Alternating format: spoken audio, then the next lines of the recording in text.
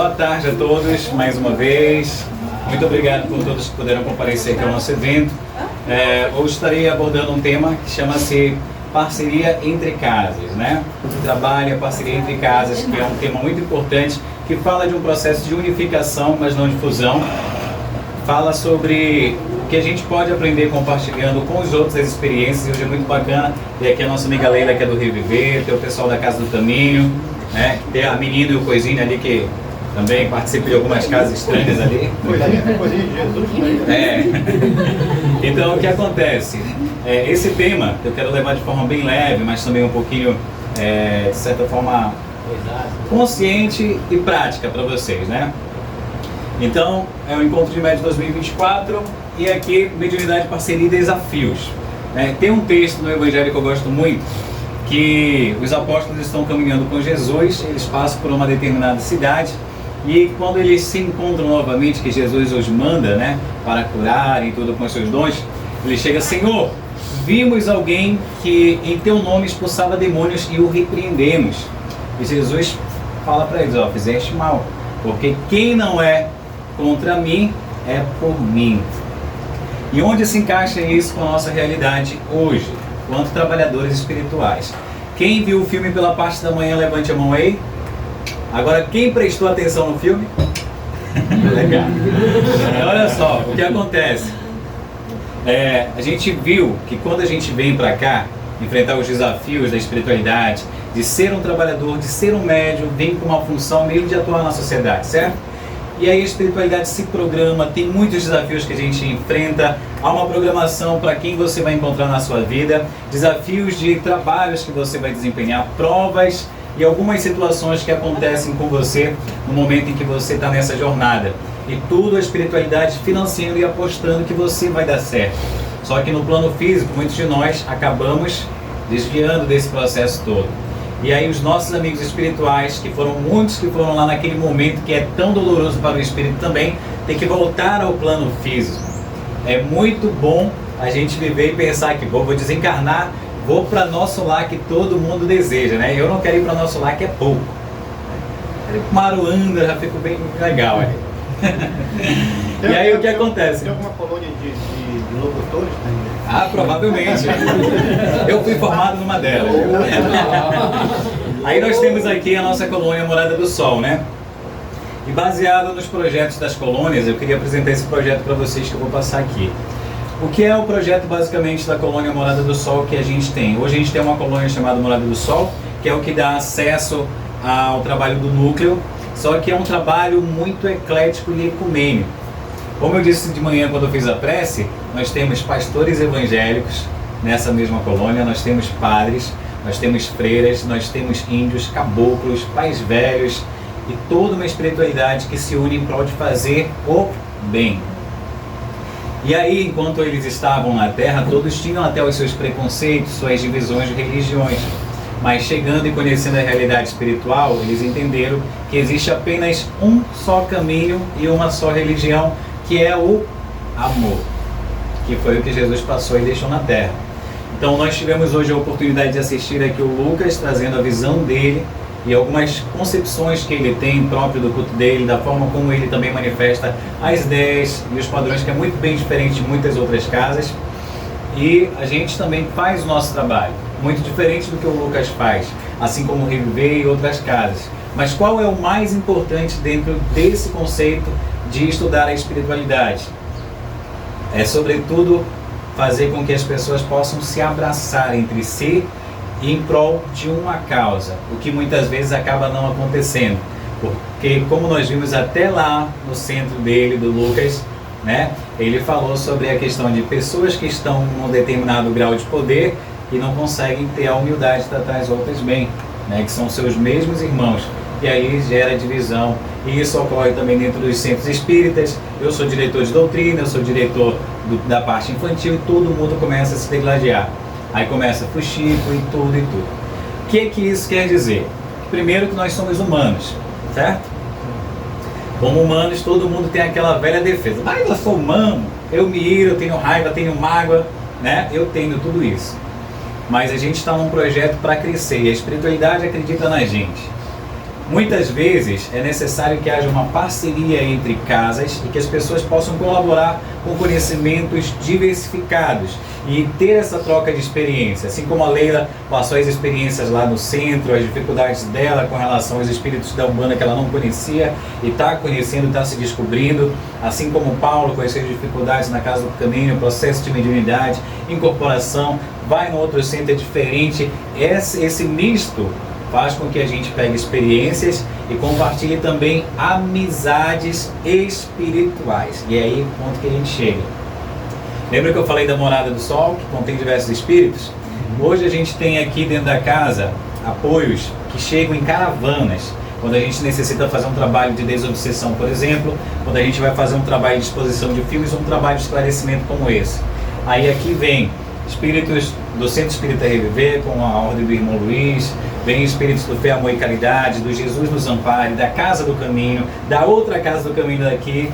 Então todos vêm em auxílio. E por que que nós mantemos a nossa reserva? E por que que nós não temos a curiosidade ou mesmo darmos o apoio a outra casa que está necessitando? Por que que a gente fica cômodo em casa, muitas vezes coloca determinadas dificuldades que não eram para existir longe? Não vou porque ali eu tenho que esperar horas e tudo, colocando sempre os entraves e as preguiças na frente, né? E para a espiritualidade, isso é muito bom, que a gente possa somar com outras casas. Todas as vezes que vocês saem da casa de vocês, de outro núcleo espírita, de um outro núcleo espiritualista, e vai em encontro de uma outra casa, você ganha afinidades, você abre portas e ambos começam um processo de conexão, de trocas. Então, se, por exemplo, um médium ou uma equipe está passando por determinada dificuldade, a espiritualidade, olha, reforça lá, pede ajuda de outros núcleos. Há um alerta, eles encaminham diretores e as equipes que estão lá, sejam de caravanas, e a gente já precisou de muitas caravanas e histórias no núcleo por aqui, por eventos que a gente faz, e eles vêm prestar auxílio. Só que quando a gente fala da questão encarnados, os encarnados são mais resistentes, porque os encarnados acreditam numa coisa que é muito errada, né? É até um trocadilho, porque todos nós acreditamos que estamos certos nas nossas concepções.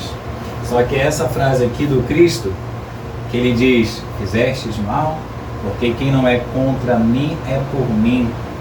Então, qual que é a nossa maior dificuldade hoje? Além da gente ficar numa casa isolada com determinados trabalhos, e muitas vezes ser assíduo somente numa casa, você não consegue ter pessoas ou mesmo ter trabalhos que possam te engrandecer, com uma outra visão de mundo, com uma outra visão pessoal. E às vezes você acaba vindo dessas casas cheias de preconceitos sobre a forma da mediunidade, a forma da comunicação, a forma de se dar, por exemplo, uma casa apométrica, o Theta Healing, que hoje também está muito alto, inclusive o Ozzy tem muitos livros bem interessantes dessa técnica, e outras coisas mais. E aí, eu coloquei essa frase de Kardec, ele diz assim, o Livro dos Médios, capítulo 29, item 334. Esses grupos, correspondendo-se entre si, visitando-se, permutando observações, podem desde já formar o núcleo da grande família espírita, que ele poderia sintetizar em família cristã, família espiritualista, família fraterna, que um dia consorciará todas as opiniões e unirá os homens por um único sentimento, o da fraternidade, trazendo o cunho da caridade cristã. E aí uma pergunta interessante, por que devemos ter parceria entre casas? E aí eu já coloquei a resposta para vocês, conhecimento e troca de experiências, bases de convivência fraterna, ecumenismo religioso e quebra de paradigmas. E aí, por que é necessário a gente ter essa pequena conexão? Né, de estar visitando, de se propor a conhecer e talvez se abrir espaço até trabalhar em algumas atividades, em parceria. Porque além da gente fazer amizades com outras pessoas, com diferentes opiniões, com diferentes ideias, com diferentes formas de viver e até sabendo um pouco mais do que a gente sabe, a gente troca. E sempre que há uma troca de ideias, você nunca sai perdendo nada, você sempre ganha. Esse é um primeiro ponto. O segundo é que atualmente as casas, todos os núcleos religiosos, espíritas, cristãos, evangélicos, estão sofrendo o que nós chamamos de assédio coletivo ou sitiamento de casas. E isso é um processo obsessivo muito grave, que as pessoas não conseguem perceber. E por que não conseguem perceber? Porque muitas vezes eu estou fazendo uma coisa aqui, eu acabei tendo um comportamento meio que errado, estranho, a minha comunicação no centro não foi legal. Eduardo ali percebeu, olha, eu senti que essa comunicação foi uma comunicação frívola. E aí as pessoas, por não estudarem, muitas vezes por dar crédito demais à comunicação e não ter aquele processo avaliativo, acredita piamente em tudo que o espírito que se apresentou com o nome de um mentor diz e sem fazer avaliação nenhuma aceita. E hoje acabou aquela ideia de, olha, vamos fazer uma avaliação, como é que foi, você se sentiu, como foi que você sentiu na hora que o irmão chegou ali, o espírito que veio para apoiar, no processo da comunicação que você estava, você sentiu algum desconforto, qual era o sentimento que esse espírito trouxe e deixou em você, você conseguiu aprender o que, qual tipo de mensagem que o médium está recebendo, se as coisas não estão acontecendo. O médium vai dar uma comunicação, vai embora. Muitas vezes nem participa de grupos de estudo. Por quê? Porque não é dia de quarta, é dia de estudo, hoje eu não vou. Por quê? Não, porque é tarde. Não, porque acaba tarde, eu nem estudo em casa, não leio um livro, não tenho nada. E os espíritos ignorantes adoram isso. Adoram médiuns, não se importam com a faculdade que eles têm. E aí tem mais, por que se preocupar com isso? Porque nós estamos recebendo uma galerinha que está chegando porrada com os seus vícios e trejeitos, que vai dar muito problema dentro dos centros das nossas casas, que vem com problemas psíquicos tremendos. O que Simone falou da questão da tecnologia, que é o primeiro ponto que vai despontar em síndromes de ansiedade, depressão, o TDAH que vocês já conseguiram identificar, e outros mais. A gente vai entrar numa série, digamos assim, de desequilíbrio psicológico muito grande. Porque hoje a nossa mente está sendo bombardeada por muitas informações. 24 horas. Nunca se leu tanto na humanidade quanto hoje, apesar da galera não pegar e não, digamos, absorver um conteúdo de qualidade. Mas você hoje não tem foco em nada que tu precisa fazer. Se você está com o vídeo do celular, os vídeos hoje ficaram otimizados. Antigamente o vídeo era de 1 hora, 30 minutos, aí reduziram para 15 minutos, 10 minutos, 5, hoje 1 minuto e até 15 segundos, para você poder passar. E aí você acha que apenas vendo alguns vídeos você já gravou o conteúdo. Só que quantos vídeos desses você vê, às vezes você está vendo, nem consegue ver o conteúdo, já enjoa, já vai arrastando. E isso faz com que a tua mente fique cheia de coisas, cheia de percepções erradas também, você bombardeia teu cérebro. Existe o que a gente chama de disparo de dopamina no momento que você está assistindo algum vídeo, que vai saturar o teu organismo, que é um sistema de recompensa. Toda vez que você vê um vídeo, você ri com ele, você se interessa, legal. Você ficou feliz, aprendeu alguma coisa. No final do dia, que você passou o dia todo no celular, você está esgotado, cansado, e você vai, principalmente com as crianças, vai acontecer assim, entediado, porque não tem nada para fazer. A pessoa não consegue mais ter uma criatividade para brincar, para jogar bola, para se movimentar, para gastar energia. Essa energia está toda focada apenas no aparelho. E essas crianças estão indo para dentro dos nossos núcleos daqui a um tempo. Crianças estão chegando carregadas de novidade. E aí é que está, essas crianças que também estão chegando, elas são o novo. Nós que estamos aqui passando, digamos assim, eu estou com 34, tem gente que já está com seus 50, 60, 70 dentro do centro. Essa galera aí já está indo embora. E aí o que acontece? Chega o jovem para renovar as instituições. E o jovem não acha nada atrativo dentro do centro. Não tem ninguém que converse com ele legal, ele se interessa por alguns tipos de filosofias que são abrangentes, que não restringem ele determinada coisa. Ele está com uma ideia de trazer, por exemplo, vamos fazer um espaço para a juventude para chamar jovens. Olha, tem a capoeira, tem o karatê. A gente poderia trazer para dentro do centro. Aí o cara, muitas vezes, por preconceito religioso, a capoeira aqui não pode. Por quê? Porque tem tambor, porque tem isso e representa o negro. E aí o cara acaba pegando a ferramenta que a espiritualidade mandou o cara para trabalhar lá com a capoeira e joga fora. E aí a capoeira iria alimentar não só os jovens, ia trabalhar a música, ia criar outras conexões, ia incentivar os pais no esporte. E aí o jovem pega e vai embora. Aí vai para onde? Vai para a igreja evangélica. E os nossos irmãos evangélicos, com comparação de trabalho, de assistência, eles estão muito melhores que nós. Porque eles... Olha, pastor, eu queria montar um grupo de rap gospel. Beleza. queria montar um grupo de rock pra gente tocar, cantar. Beleza, eles apoiam dentro das casas. E se eles pegarem e falarem, ó, a gente vai fazer uma caravana lá na Casa do Caminho, vai ter um culto lá, vai todo mundo na casa do irmão Fábio, bora, vai todo mundo se une, é longe, vai estar todo mundo lá. E aí a gente, nas nossas instituições, não queríamos sair de onde a gente está. Diferentemente, pessoas que se isolam estarão mais propensas a ficarem passando mal. Não só no grupo de trabalho, que pode estar com sitiamento, com os clones astrais, com processos de implante de chip e aparelho parasitas, ovoides e diversos tipos de obsessão. Hoje, a gente tem um tipo de obsessão que é os clones astrais. Grande parte dos centros, dos médios recém-iniciados, ou muitas vezes aqueles que descobriram a sua mediunidade, eles têm um ponto muito fraco. Rapidinho, nada, só terminar essa parte, tá? Só guarda a pergunta rapidinho, senão eu perco o raciocínio. Eles estão com um ponto muito fraco. Normalmente, quando eu descubro a mediunidade, eu começo a comunicar e eu tenho alguém que vai me apoiando, vai desenvolvendo, ele vai passar por um período de fascinação, onde a mediunidade dele desponta, ele se sente muito mais confiante e essa confiança faz com que ele perca a precaução de quem são os espíritos que estão se comunicando.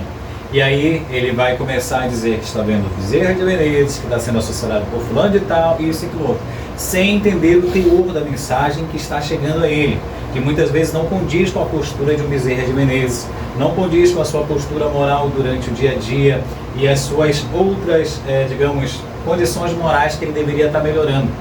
E aí no momento em que ele começa a fazer isso, o grupo lhe dá crédito, as entidades que estão ali, opa, tem um cara legal, a gente vai colocar esse trabalho dessa casa toda para se perder. Porque quem vai dirigir essa casa somos nós. E as sombras assumem o papel de tocar aquela casa espírita, aquele núcleo espiritualista para frente, por conta que as pessoas não conseguiram avaliar o médium que estava ali. Então, pensem só, colocar a citação.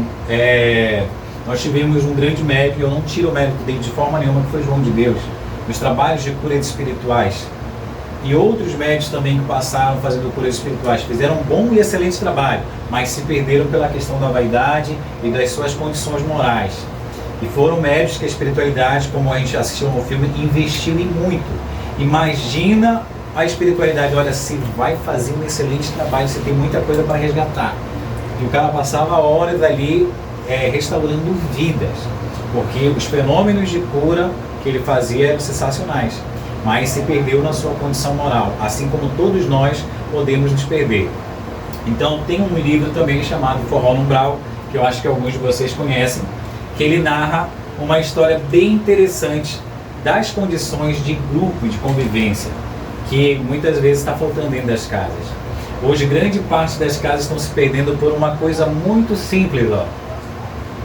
A língua, o disse-me-disse, a fofoca, as coisas que se deveriam falar em grupos e não se falam, e as pessoas ficam comentando, olha, tu viu como o Paulo incorporou? Olha o Marcelo, tu viu como ele aplicou o passe hoje? Olha, tu viu o Ozenil que fez na reunião? Então, todas essas coisas, que muitas vezes vêm de conteúdos morais nossos ainda internos, que não foram trabalhados, mas a espiritualidade vê ali o teu calcanhar de Aquiles e vai lá e toma-te. É aqui que eu vou trabalhar. E aí basta uma fofoquinha, vai passando, começa a abrir brecha. E aí, todo o trabalho que se preze, quando você começa, a gente começou aqui o trabalho hoje, abriu com os guardiões, pedindo apoio da espiritualidade para fazer a defesa e o amparo. E todo o trabalho de defesa de uma casa, ela é imposta por quem? Pelos trabalhadores, pelo corpo mediúnico. Se o corpo mediúnico começa a ter as suas brechas, é como se fosse a camada de ozônio. Abriu a camada de ozônio e começa a entrar as coisas através das nossas falhas. E muito vai acontecendo. Ainda mais se o próprio grupo de trabalho e os trabalhadores individualmente não têm o hábito da prece no seu dia a dia. Aí se torna pior ainda. Pode falar, Nasa. Sitiamento é quando uma turba de espíritos marginais, normalmente ligados marginais do astral, eles se unem para coletivamente sitiar os seus trabalhadores e o dirigente principalmente. Toda casa que se sustenta com, digamos assim, uma base, né, tem sempre aquele médio ou dirigente que está à frente de um trabalho. Ele também tem ali aquelas pessoas que é o seu corpo mediúnico, a sua equipe. Grande parte das vezes que acontece o sitiamento, eles vão aonde é a base. Então o dirigente, o médium que está mais em evidência, vai sofrer a porrada do ataque. Pá! Ele vira um alvo. E aí, como o Lucas falou, e eu gostei muito dessa parte, eles vão diretamente aonde? Você está ali rezando, orando e tal, fazendo as tuas preces. Vamos atingir a família. Não conseguiu na família? Epa, tem os amigos. Vai nos amigos. Aí dentro do trabalho, não conseguiu os amigos, vai no trabalho. Olha, no trabalho tem uma pessoa que não gosta dela, não gosta dele, faz com que comece fofoca, desestrutura ele ali mesmo. Faz ele passar humilhação, faz ele brigar com o patrão e começam as ideias. Ele abrindo o campo lá no trabalho, opa, abriu o campo, agora que a gente vai atacar. Pô, começa a desmoronar. Questões emocionais principalmente, aí a pessoa começa a se sentir fragilizada, quer desistir do trabalho e começa toda uma situação. Ou então vai na fraqueza, casal, olha, tem uma menina aí que gosta dele, faz ela mandar uma mensagem, começa a se jogar e tal, e faz com que entre ali uma traição. Acontece? Muito. E é muito simples, porque todos nós temos falhas em diversas áreas. Então o sitiamento ele começa atacando aquele que é o esteio ou todo o corpo mediúnico de uma vez só. Então durante um processo de sitiamento, por exemplo, o grupo mediúnico vai ser assediado. Como é que muitas vezes se percebe isso? E aí vocês perguntam também algo muito interessante, né? Eu captei a mensagem de alguém. Mas e os nossos protetores espirituais?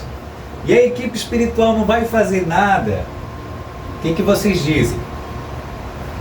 Cadê os protetores? Cadê os avisos? Cadê os nossos anjos da guarda? Cadê os nossos mentores? Orar e vigiar, né? Eles não podem fazer a prova pela gente, né? Eles têm que fazer a prova sozinho, né? Exatamente. O que os mentores vão fazer? Esse grupo precisa aprender a se fortificar, a lidar com as diferenças e indiferenças, e a gente vai deixar para saber até onde eles podem ir. Por quê? Porque esse é um processo, por mais que seja muito doloroso, por mais que se possa quase deixar uma casa, um trabalho bonito a se perder, eles vão deixar. Porque através da dor e de toda a dificuldade que se passa, sai o amadurecimento. Olha, nós falhamos aqui, mas isso aqui a gente só falhou porque houve isso, isso, isso. Então agora a gente já sabe como se conduzir. É um processo de recomeço e de aprendizado, só que mais forte. Então isso vai acontecer? Vai. Já aconteceu em diversas casas? Vai.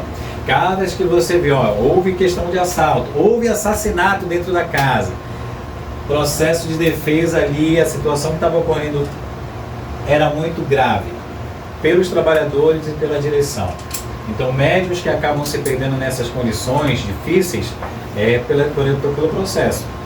Muita fofoca, fuxico, situações disse-me-disse, ataque espiritual e, sobretudo, a credibilidade naqueles médios que estão lá. Muitas casas hoje estão sendo dominadas pelo mal.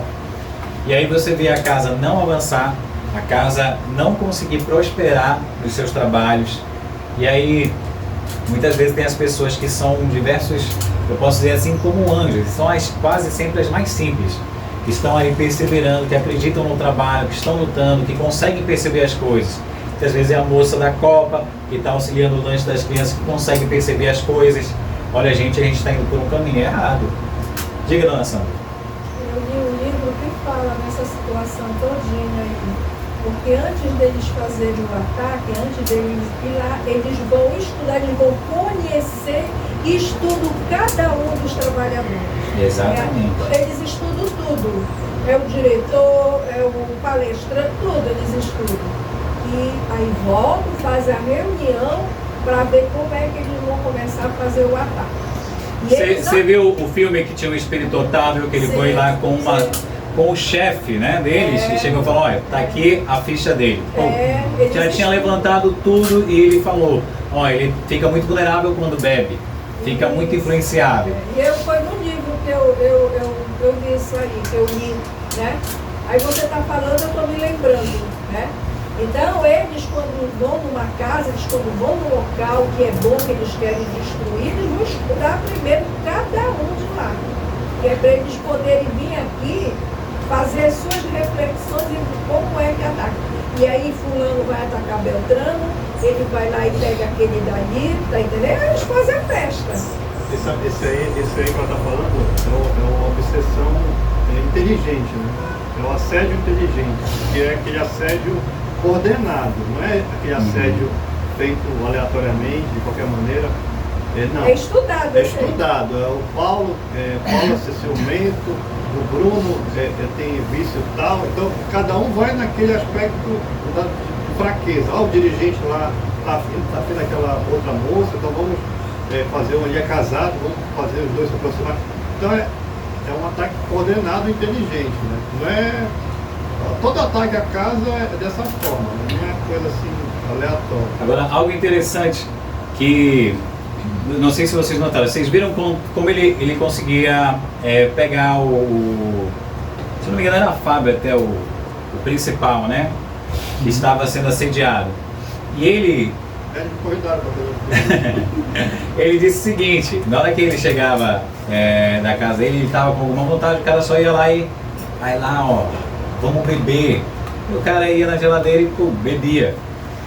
E o que eu queria dizer para vocês? Quais os benefícios que a gente conseguiria ter nessa troca de conhecimentos? Antes de eu passar para o ponto principal.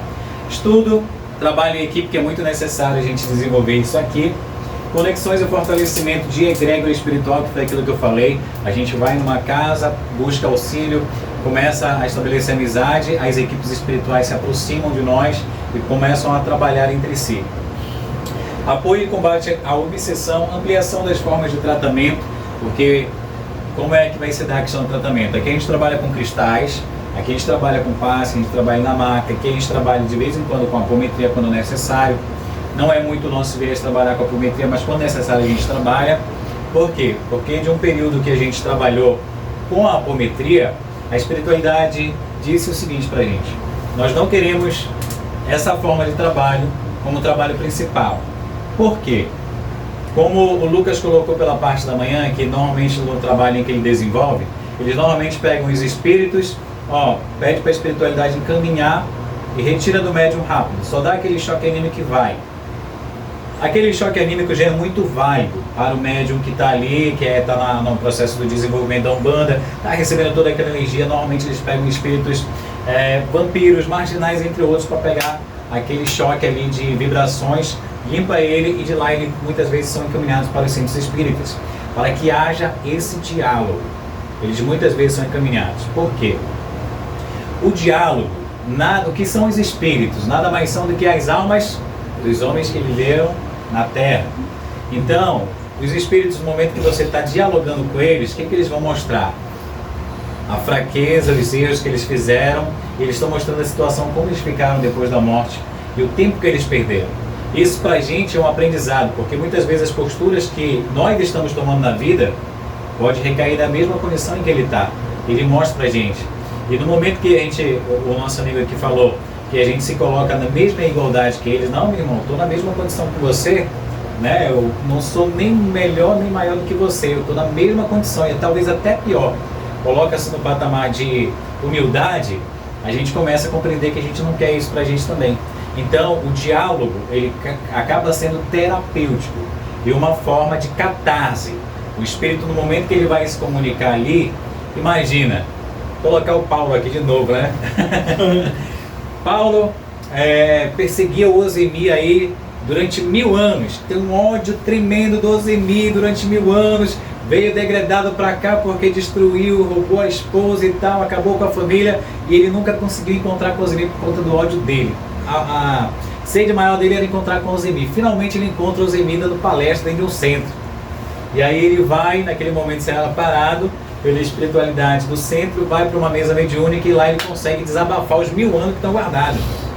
Então é uma catarse para o espírito colocar todo o ódio dele para fora e depois que ele coloca, desabafa, ele vai começar a tranquilizar, porque ele já colocou aquilo para fora. Então o processo, olha, é muito bom desse ponto de vista. Agora sim, todo espírito que se manifesta e que vai querer manifestar, ele tem que ter um propósito. Para alguns espíritos é necessário que só realmente tome o choque anímico e não toma muito tempo do médium, porque alguns não querem nada, ele não quer reformar, não está preparado ainda, ele não quer aquele diálogo, então não adianta. Pega e pede para a espiritualidade encaminhá-lo, ele vai passar por um tratamento, por uma sonoterapia, depois vai voltar um pouco mais calmo e vai querer dialogar, pelo processo de catarse que ele precisa. E esse é um processo de tratamento. Então os espíritos falaram, a gente não quer a apometria como ponto central, a gente quer o diálogo, porque através do diálogo tem troca de ideia, tem aprendizado, tem mensagem. Esse foi um ponto. Pode falar, amigo. Eles estavam falando, né, do ataque intelectual, né, inteligente, né? Ainda tem um ataque também que a própria casa espírita, próprios trabalhadores da casa espírita dão de bandeja para os obsessores. Que é assim, cada grupo se fecha na sua caixinha. Uhum. Ele está colocando aqui essa conexão, né, de casa com casa, né? E a gente vê essa dicotomia, essa separação dentro da própria casa espírita. Grupo mediúnico de segunda, grupo mediúnico de quarta, não interage, não troca informações, era fundamental, não faz avaliação daquele grupo que ocasionou, o que veio, o que deixou de vir com o outro. Então ali é grupo de segunda, grupo de quarta, grupo de domingo, grupo de quinta, tudo separado. De sábado, que é o da obsessão, né? Eu inclusive participava, mas eu tô tipo assim, hoje não dá e já faz um mês que não dá pra mim. Porque assim, eu não compactuo com certas coisas. Apesar da gente estar numa religião, a gente tem que ser um ser crítico, né? E eu sou, como eu coloquei aqui pro rapaz, então não consegui me encaixar pela forma de que é feito, né? Inclusive tem a questão dos pretos velhos, alguns pretos velhos que vão. Mas é a questão das pessoas que elas não saem da caixinha para estudar, para saber lidar com essas entidades. Porque às vezes os esclarecedores tratam as entidades como qualquer outro espírito. Vem vamos supor assim, não pegar o Exu vem. Eles tratam como se fosse um espírito encarnado, eu digo que é da espiritualidade. Eu faço essa comparação só para diferenciar. E não estuda, não vai em casa de umbanda porque não pode. Eu sou espírita, eu não posso. Né? Eu estou aqui, eu sou espírita. Passei 2 anos numa casa de umbanda e aonde tiver conhecimento eu estou. Porque é aprendizado para mim, é necessidade para a gente, principalmente o médico que está todo o tempo em desenvolvimento, né? Então, essa questão aqui seria muito importante, questionei muito com ele, só veio eu e ele. Só veio eu e ele. E tem grupos grandes de mediunidade, de educação mediúnica, que poderiam estar aqui. Que eu acredito que não que eu já esteja num patamar elevado, não. Acho que tem necessidade de conhecimento muito mais do que a gente, mas e eu digo muito para ele, onde tem questão de mediunidade eu tô lá. Então é para mim, a melhora para mim, é conhecimento para mim. A gente capita aqui, a gente passa para lá como experiência, passa, mas não é a mesma coisa que a pessoa tá aqui. Então eles dão essa arma, porque eles se fecham, o grupo aqui. Aí é um prato cheio com a espiritualidade necessitada, né? Exatamente. E olha, algo fundamental aqui, né? Que eu queria deixar para vocês. Mediunidade entre os novos tempos e os desafios. Um dos pontos que eu já toquei para vocês é a questão da nova geração, que vai dar muito trabalho para a gente. E talvez, o Haroldo Dutra, outro dia eu estava vendo uma palestra, achei muito coerente da parte dele, sabe? Ele disse que provavelmente as casas espíritas daqui a 40, 60 anos estarão fechadas. Talvez o movimento espírita acabe. Por que ele colocou isso? Ele como sendo um grande expoente, né, Haroldo? Ele disse porque ele vai nas casas espíritas e ele não vê jovens. Você vai pegar o pessoal todo de 50 para lá. O jovem não tem espaço para fazer a palestra, ele não tem espaço para desenvolver uma atividade, ele quer estar com atividades que possam envolver outros jovens também. Aí nada o jovem tem permissão de fazer, não abre espaço para ele trabalhar. E aí onde ele não vê espaço, não vê nada evoluindo, ele pega e sai e se retira, porque ele gosta das novidades também. E o mais interessante é que eles estão vindo com a nova bagagem. Tem muito espírito que vai vir, tanto os, digamos assim, os que estão vindo diretamente do umbral, uma pancada aí que está vindo, devido à questão do momento que a gente está passando, que vai ter muito agito e abalo na humanidade, vai mesmo, quando os que vêm de esferas maiores, que vêm para revolucionar a música, que vêm para revolucionar a forma da gente lidar na educação, na política, entre outros. E aí esses jovens eles vão precisar de um direcionamento. Um ponto particular desses jovens que vão chegar nas casas espíritas é que a gente vai lidar com eles. Eles já trazem uma bagagem espiritualista. Ele não é religioso. Ele sabe que existe um só Deus e que Deus está em todas as religiões. A gente não vai precisar explicar isso para eles, porque já traz sentimento nato. Eles acreditam. Só que eles vão poder, eles terão que ter a capacidade de ser trabalhados dentro das casas para a parte que talvez possa ser falha, a questão moral. Porque o que a gente está vendo principalmente atingindo a geração mais nova? Além dos conteúdos de internet, a sexualidade, na letra da música, nos vídeos, nas influências digitais, nos jogos, e isso faz com que eles, muito inteligentes, possam estar aqui se perdendo. Que é um processo em que a espiritualidade inferior já começa a trabalhar para que essa geração se lasque. E se depender de nós, provavelmente vai. Se a gente não fizer nada, provavelmente a gente vai ter muita dificuldade para essa nova galera que está chegando. Então muitos deles já vêm com uma carga de conhecimento imensa e a gente que deveria estar abrindo espaço para eles, para serem os futuros trabalhadores, estamos fechando a porta dizendo não, eu não quero novidades, tá bom como tá, eu sempre mandei. Foi 10 anos eu dirigindo essa casa e 10 anos que vai funcionar assim. Diga assim. Que tu falaste que daqui a algum tempo as casas, os centros espíritas, né, vão estar teoricamente fechando, né? E porque o jovem não tem espaço. Em contrapartida, eu quero te dizer que o jovem está se estudando espiritualidade, porém nos terreiros de Umbanda. O hype é ser umbandista agora. E aí eu tenho medo de como esse conteúdo da Umbanda está chegando neles. Porque é TikTok, com todo respeito aos pais de santo, mas é pai de santo que está trazendo muitas tradições, né? Que a gente sabe quais são e está sendo repassado para eles dessa forma. O ponto positivo é que os jovens estão entrando no terreiro de Umbanda de uma forma mais espiritualista, acreditando que Deus é tudo e está em tudo. Então temos pontos positivos e pontos negativos. Que os jovens se prestam espiritualidade mais no terreiro de Umbanda. Eu conheço alguns jovens, essa questão que ela colocou, muitos jovens vão para o terreiro de Umbanda porque não tem opção. Facilidade. É muita facilidade. Então ali a terreiro de Umbanda vem jovem, vem a maioria, querendo ou não, é homossexual, a gente sabe disso, né? Eu andei em vários, converso com alguns jovens. Essa questão que tu colocou, o reviver, ele abre, né? Tem a galera do canto, que eles vão por aí, né? Mas tem essa questão dos antigos, que eles topam. Né? Eu acho que eles acham que os adolescentes, os jovens não são capazes. E essa questão... Ou que não tem, digamos, um conteúdo doutrinário. Isso, né? isso. Essa questão que tu colocou, eles não percebem que são espíritos milenares, não são a primeira encarnação. Uhum. E os jovens, eles têm muito que aprender. É igual quando as pessoas acham que a pessoa chegou a uma certa idade, velho, vou dizer assim, além da terceira idade, o velho não serve para nada. E a experiência, e o conhecimento.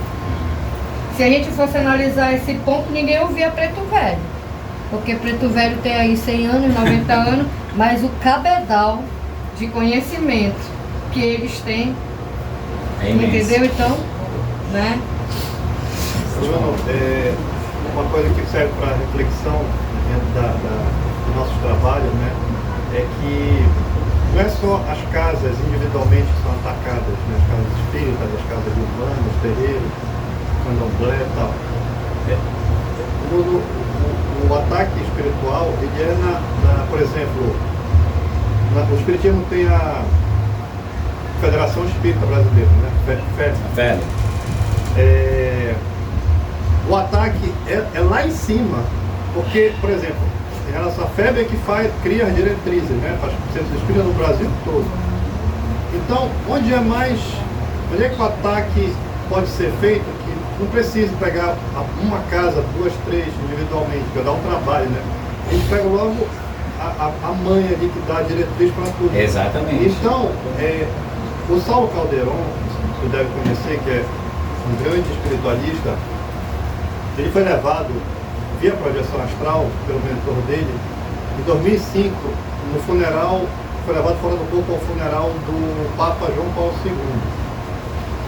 O Saulo Calderon, quando chegou lá no funeral, tinha o caixão lá, o Papa estava lá, o cadáver dele, né?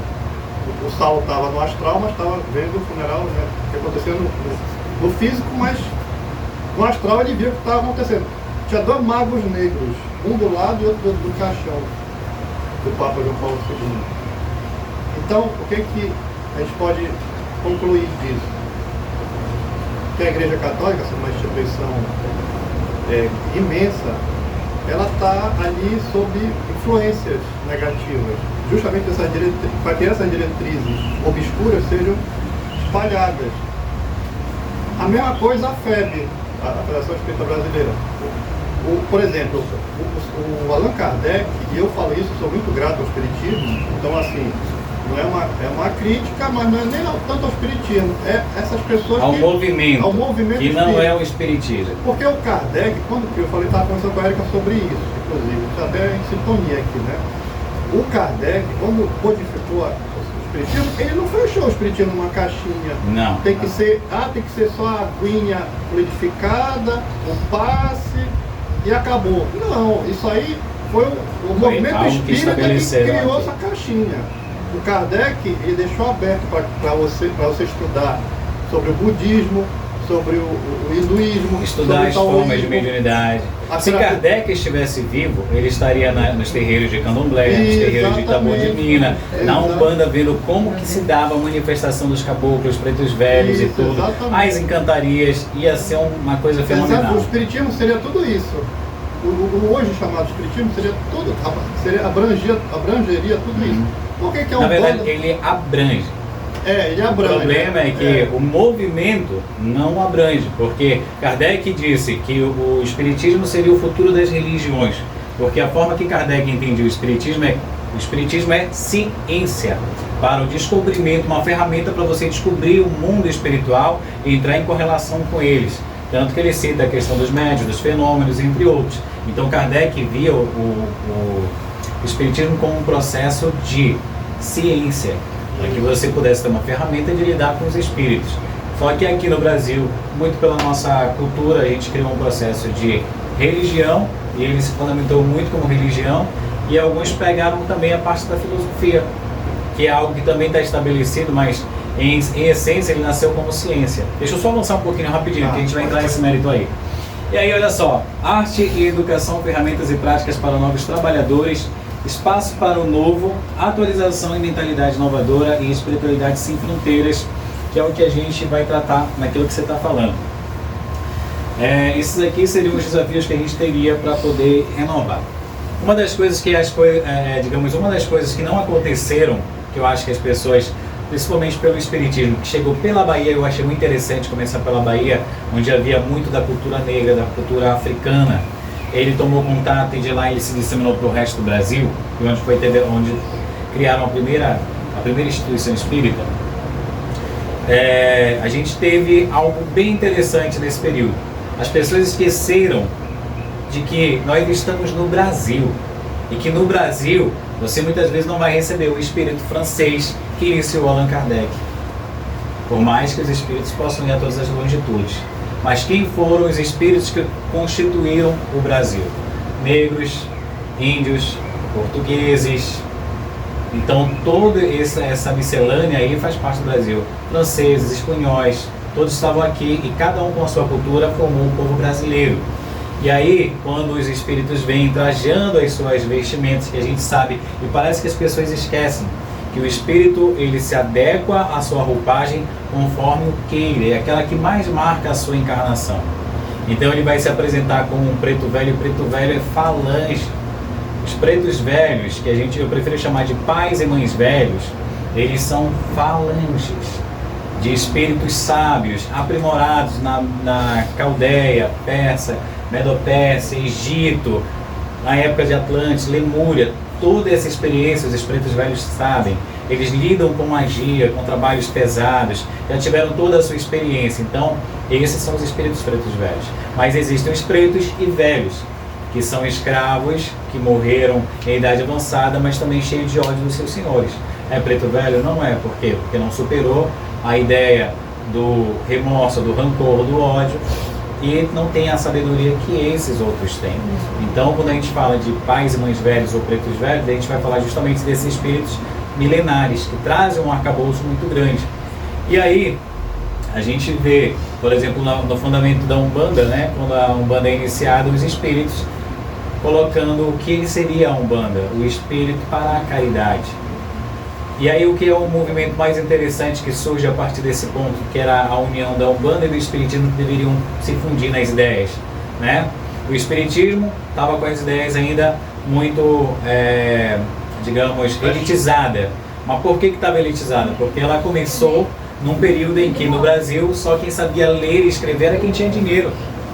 Quem conseguia botar o filho para uma escola, que naquela época ainda nem tinha sido fundada algumas escolas, era quem sabia ler mais que ia ensinando, e aí quem tinha dinheiro pagava. Até começar as escolas, como a gente conhece hoje, os processos educacionais eram poucos.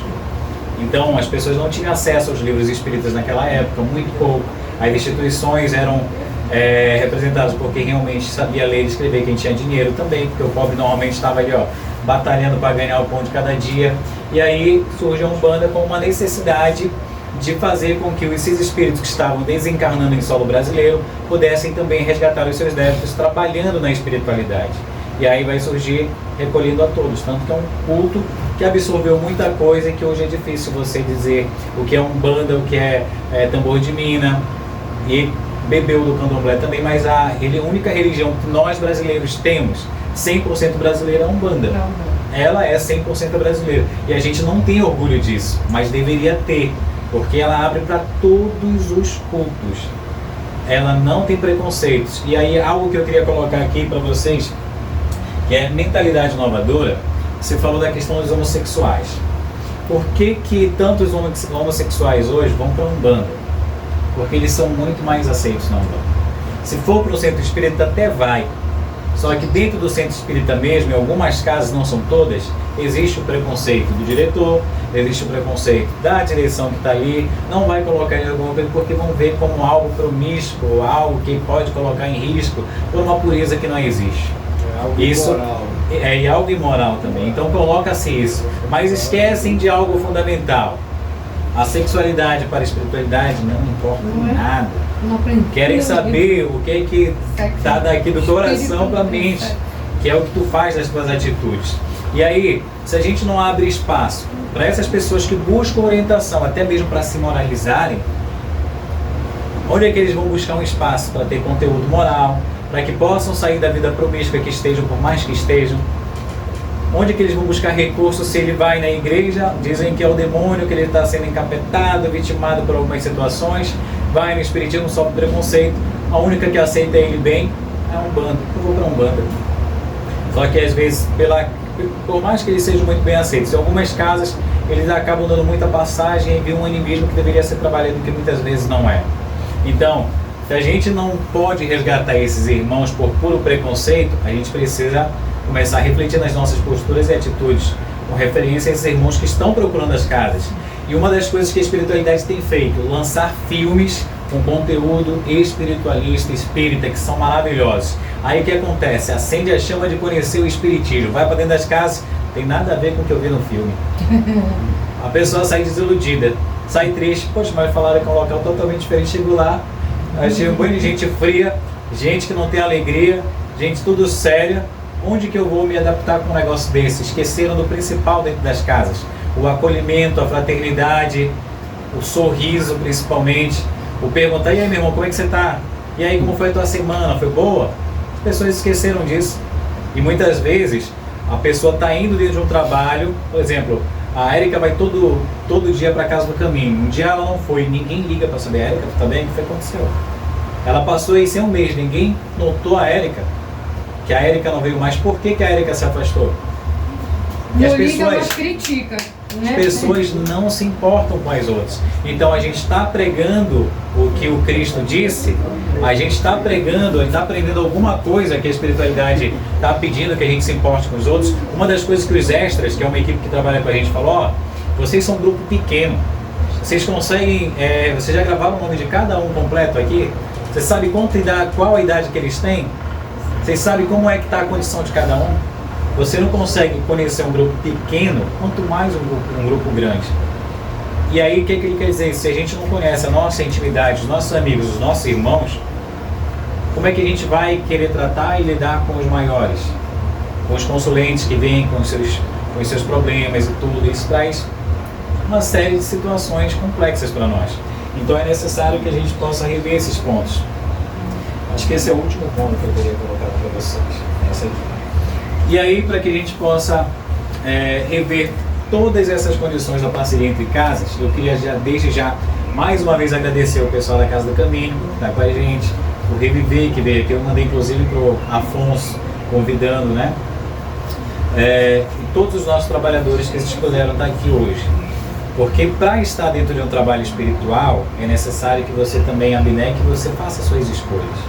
Muitas vezes você tirou um domingo para aprender, sendo que você poderia estar tendo um domingo para fazer qualquer outra coisa que talvez você poderia fazer em todos os outros dias do seu dia a dia, mas não ia te engrandecer em nada. E você está buscando conhecimento, isso é bom. Hoje a gente começou a pegar mais uma força. O Lucas veio aqui e vai trazer aí a espiritualidade da Teuci, que é muito boa, tá? Então, o que acontece? Toda vez que a gente faz essa troca, são as experiências que a gente está trocando. Provavelmente no trabalho que vocês desenvolvem lá, da mediunidade, vocês já viram muitos casos que podem se assemelhar com casos parecidos que estão acontecendo agora aqui no núcleo, ou que vão acontecer no Reviver, ou que já aconteceram. Olha, um dia chegou um espírito se disfarçando lá, fingiu que era ser tal coisa, só que entregou a mensagem, a gente começou a pressionar ele e se revelou quem era. Isso já aconteceu no núcleo. E aí o que acontece? Acontece dentro de outros centros. Eu vou saber? Não. Por que eu não vou saber? Não tenho experiência, não tenho troca e talvez a minha palavra não vale nada.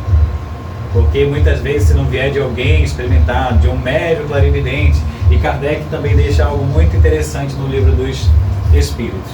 Conta a relação do médium clarividente, que pode ser um dos mais fáceis sugestionáveis e um dos que mais possam se enganar no desenvolvimento da sua mediunidade, com relação aos médios clarividentes. Porque muitas vezes ele acaba viajando na maionese. Se ele não tiver um apoio moral, se ele não tiver uma espiritualidade experiente com certa forma de discernimento. O que muitas vezes acontece dentro das casas eu sempre digo que médium que muito vê, que muito fala, que muito sente, está em desequilíbrio. E é isso que a gente tem que notar. Sempre que vocês verem dentro dos núcleos de vocês pessoas que estão em situações complexas demais, dando trabalho demais, vocês avaliem essa pessoa. Olha, amigo, o que está acontecendo no teu interno? Porque muitas vezes o desequilíbrio está em ti. E a pessoa acabou sendo impressionável. E Kardec diz que os médicos impressionáveis, eles dão muito mais trabalho para a doutrina do que outra coisa. Porque muitas vezes, no relacionamento que ele vai ter no trabalho, tem as energias. Por exemplo, o Dr. Celso. O Dr. Celso está aqui, ele coloca máquinas aqui, aparelhos, e na hora que ele está com as máquinas e aparelhos, o médium acaba sentindo a vibração dos aparelhos, da máquina que ele está usando, e ele começa a tentar incorporar. E está incorporando o que? Se apenas a energia que está sendo gerada aí. Então essas coisas que acontecem, que são das energias do ambiente, que muitas vezes o médium também não desconhece, né? E aí a gente acaba associando a espírito e deixa o inimismo vir à tona. Então todas essas coisas elas precisam ser repensadas. E para finalizar, a Simone, que já está festejando ali, a nossa mensagem principal hoje é fazer com que vocês... Diga, meu amor, fale. A nossa mensagem principal com isso é fazer com que a gente possa refletir no futuro que a gente quer para as nossas instituições. Como é que daqui a 5, 10 anos eu quero ver e estar na Casa do Caminho? Será que o padrão que se estabeleceu hoje pode ser modificado se a gente levar algumas ideias, algumas propostas? No Reviver, como é que o Reviver vai estar daqui a 10 anos a mais, 10, 5 anos a mais? Ah, dirigente morreu. Quem vai administrar o Reviver? Quem vai tocar o trabalho? Como vai ser os processos de experiência? A casa vai fechar? Que é a preocupação de muita gente com relação aos trabalhos futuros. E aí, se a gente não tiver pessoas unidas, um grupo estabelecido com boas ideias, com a mentalidade aberta, e até para fazer essas conexões, o trabalho vai acabar. E vai acabar também pelas nossas fraquezas. Como Simone, que está ali, e veio aqui fazer a sua palestra, e o Lucas colocou muito bem observado a questão dos assédios. Gente, toda vez que a gente vai meter a mão em alguém para amparar, tem gente que não quer e vai te ver como inimigo, vai levar porrada até não querer mais. Seja no relacionamento, no conflito com a família e tudo. Então, quando você se dispõe a atuar e a trabalhar por alguém, você sabe que você está aberto a tudo isso. Aí a gente precisa da prece para fortalecer, da boa postura da nossa moral, do nosso entendimento também sobre os estudos, sobre aquilo que a gente quer e, sobretudo, a vontade, que é a força que nos move a continuar. Eu sempre digo que eu não tenho muita fé. Me desculpem vocês, você vai ficar assim, o Bruno não tem fé. Eu não tenho muita fé, mas eu tenho vontade e força. Porque eu gostaria de ter a fé que os antigos tinham, que até um pastor evangélico tem quando ora, que prega essas coisas. Eu não tenho muito. Eu ainda sou meio que muito duvidoso ainda, meio Tomé, sabe? Eu gosto de ver para crer algumas situações. Então, nem sempre eu concordo com determinadas posturas que Dona Isabel, que é a nossa mentora, toma. E que às vezes eu a questiono também, né? Porque, como diz também Joseph Kleber, que ele tem uma frase que eu vou finalizar aqui, que é: não se faz ciência espírita concordando sempre com os espíritos. É necessário análise e espírito de pesquisa.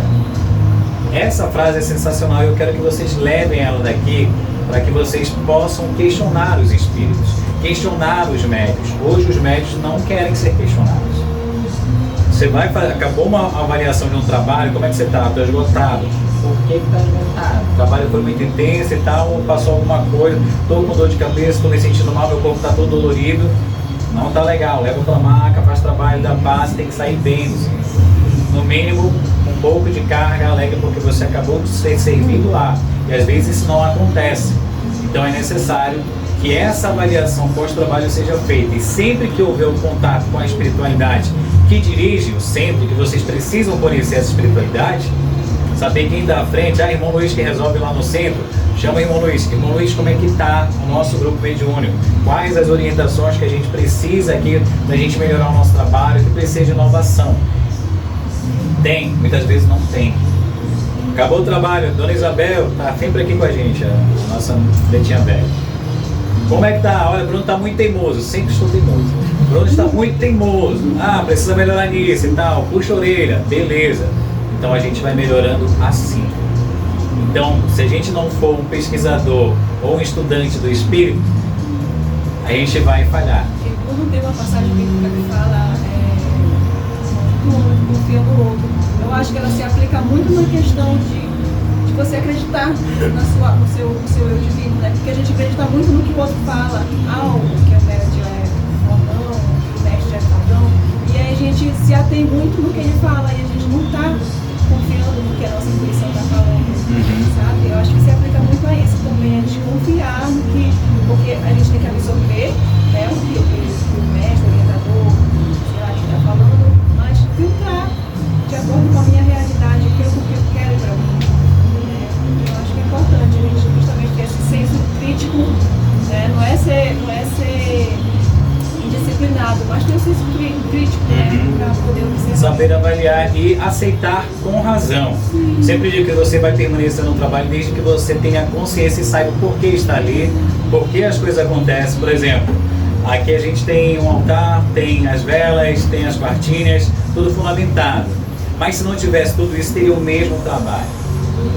Isso aqui acaba sendo uma imantação de energias que é necessária para manter a energia do núcleo e a egrégora.